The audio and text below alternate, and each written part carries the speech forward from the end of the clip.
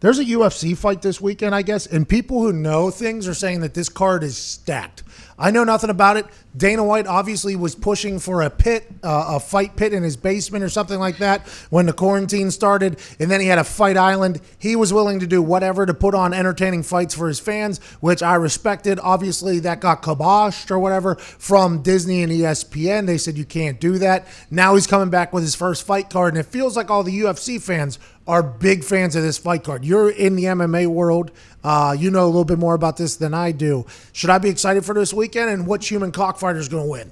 You should absolutely be excited for this. And if people are excited for the Korean Baseball League, watching that, this is a legit sport that is going to happen. Like it feels weird that it is going to happen this Saturday, but it is a giant card. It's absolutely loaded. Do you know Tony Ferguson at all? Have you heard of him? Yeah, he had that fat camp, right? Yep. Doesn't matter. That's Tony Perkins. No. That's on That's me. a different guy. He's fighting Justin Gaethje. Tony Ferguson's one of the weirdest guys there is, like weird personalities, very unique. He's fighting Justin Gaethje. That's the headliner. Dominic Cruz fighting Henry Cejudo. Two little guys going at it. And then some giants. You know Francis Ngannou? You ever seen him? Oh, yeah. He fucking swings refrigerators, too, when he comes at you. That guy, they're saying if he gets those mitts on you, look out for the knees coming because they're coming from south to north right to your face. Yeah, he's fighting a big old dude, Rosenstruck, however they say it. It'd be a monster. Greg Hardy's on the card. I'm not sure why he's on this one exactly. Cowboy Cerrone is fighting Anthony Pettis. You know Cowboy. He just got knocked out by Conor McGregor's shoulder, right? I mean, that was his. Same guy. And by the way, everybody made fun of Conor for that boxing move. You know that boxing warm-up that he did where they said he looked like a leprechaun and things? Did you see his flex about that earlier this week?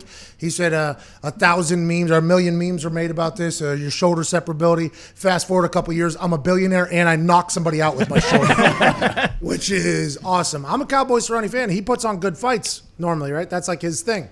Yeah, and he tries to fight 30 times a year too. Like Cowboy takes every fight possible. They try to get him to take time off and he won't do it. So yeah, I think the top to bottom, this is a great card. A lot of times the cards, there's so many of them that you may be interested in 1 or 2 fights. This one, I think there's a legit 5-6 fights that even casual fans would love. Yeah, I think there's going to be a lot of casual fans watching this weekend just because there's a lot to bet on. Yeah. Which, by the way, FanDuel, I dumped a lot of money into a couple of those human cockfighters there. I don't know any of them, but I just picked by name which one probably lived the harder life. Smart. Who lived the harder life? That person's probably going to win in there. Yeah, I bet there's going to be a good chunk of money placed on this card because people are just itching to find anything to gamble on. Yep. Greg Hardy, what? He was bad guy, right? In the yeah. NFL? Oh, yeah. Not Big good time. human. Outside the NFL. He had the couch of guns that he Yep. allegedly threw his. Yeah. Then he got kicked out of the. Yeah. Oh, yeah. And then now he's. Oh! Pretty good, right? I mean, he's pretty good at fighting. Yeah. He's huge. Dana, right? Because Dana's been asked about this a lot, and Dana's like, "Yeah, he's fighting." I mean, I don't know. What Dana, he's taking a chance. I was curious when you signed him. Like, okay, if he does continue to get better and better, is that good for the UFC? Because we know Disney, ESPN has a huge chunk of money in the UFC now. Does Disney want that to be pubbing Greg Hardy? If he does, what if he's eventually contending for the belt?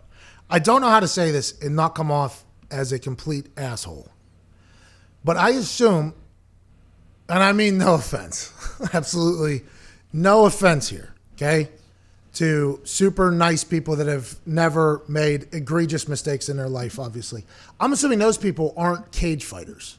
I'm assuming that when it comes to being a cage fighter, not all cage fighters, I'm assuming, but I'm thinking there's a chance to the humans that are classified as professional cage fighters that not all of them are going to be angels, and that's probably Dana White's stance, I would assume. And if he talks to Disney and Disney's like, hey, we can't do this with this, and Dana's probably like, what? These guys are trying to fucking kill another human being in a cage for our enjoyment. Is that kind of you think that's probably how that conversation would go if Greg Hardy was? I don't know.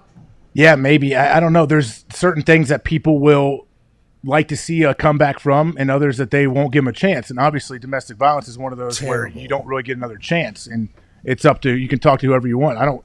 Whether you think that's right or wrong, but I just think it's, I don't know. I'm curious to see how he does actually. Because that's going to be a real conversation that's going to happen no matter what happens to Greg Hardy forever, I'd assume. Yeah. I mean, listen, I don't even know anything really about the sport, but I do know that just happened right there. But I guess he kicks the shit out of people too. I don't Oh, know. yeah. I don't know if they're just feeding him like, bums out there. But I think the last time it was a very quick. I don't know. How many NFL guys you think could make the transition into professional fighter? I mean, how old is what's his face? He's still doing it. The freak athlete, that stiff arm Connor. Herschel Walker. I think he's still fighting. 55. He's like 55 years old. How many professional football players do you think could make the transition into the cage and do well? You think a lot? I think it would help a lot if they had some kind of number one, I think, wrestling background growing up, which a lot of football players do, especially big dudes. Or if you had some kind of martial arts experience, whether you grew up, I don't know, as a kickboxer or something. Like, you need some kind of experience to help. And I don't think Greg Hardy had any, but he's such a big physical freak and such a stud athlete. He's picked up on it pretty quick. But I think a lot less than most people think. Some people think, oh, look at these big dudes, I can just throw them in there. No, absolutely not. You'll get worked, man. Like, when you go against true professionals that have been doing this since they were 5 years old. This is what they've been doing while you've been playing football, baseball, basketball. They've been doing mixed martial arts. Whoa, a reverse! It's a guillotine! It's a guillotine! Leans back. What about the armbar? Oh, come on, dude. He doesn't have arms. We're not there yet. Yeah, exactly. I'm fighting an armless, legless man. One leg. Okay. Name's Matt. Hey, Matt. Matt Matrione. No, see, there's a guy that is much more thoughtful than you would ever think as a fighter. That's why I didn't want to do any offense to any fighters, because, like, I understand you're very thoughtful people, but I assume that there are some fighters in there who have. I mean, the one guy that was boxing in Madison Square Garden. I was talking to Adnan Virk or whatever.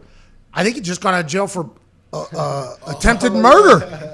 I think the guy got out of jail for attempted murder. And he was a professional boxer at the time, and he got thumped. And I'll tell you, that was my lead off with my interview. It was like a lot of people were saying it was nice to see the guy that attempted to murder somebody get beat in the first round there. That was my. I think that was the. I don't remember. You know what's weird about when people want to get offended by certain, like, everyone, whatever, you have the right to be offended at whatever you want. Yeah, That's where we are right now. But when a lot of times, especially in MMA, when fighters start talking and they go back and forth, like in press conferences and through the media and whatever, a lot of people are like, oh, are they crossing the line? He's getting too personal with his trash talk and what he's saying. Like, this is crossing the line. Should there be some kind of line where they don't cross verbally before?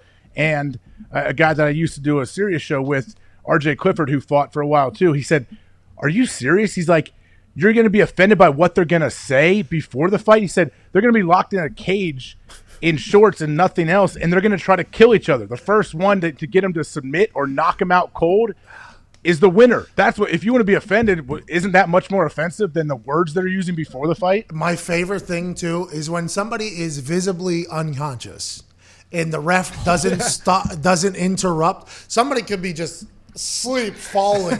The guy that just knocked him out is going to try to hit him with at least 6 more to make sure there's just something they have that You have to. The ref tells them, hey, you go until I stop you. Like, so you can't leave it up to them and let that guy recover. One of Floyd Mayweather's most I don't know the proper word. It's a big one. Is when the ref came to split them up. They bumped gloves, and then the ref came to split them up or whatever. And against Bradley, I think that was the fight. He knocks the dude out immediately afterwards, and then he celebrates. And it's like such a good heel move. But I would assume boxing fans did not love that, but that buys in to the who will beat up Floyd Mayweather. Let me buy another pay-per-view that's $100, and then I'll pay him another $600 million in one night or whatever. That's great marketing. Look good, feel good, play good. Play good, pay good, live good, die good.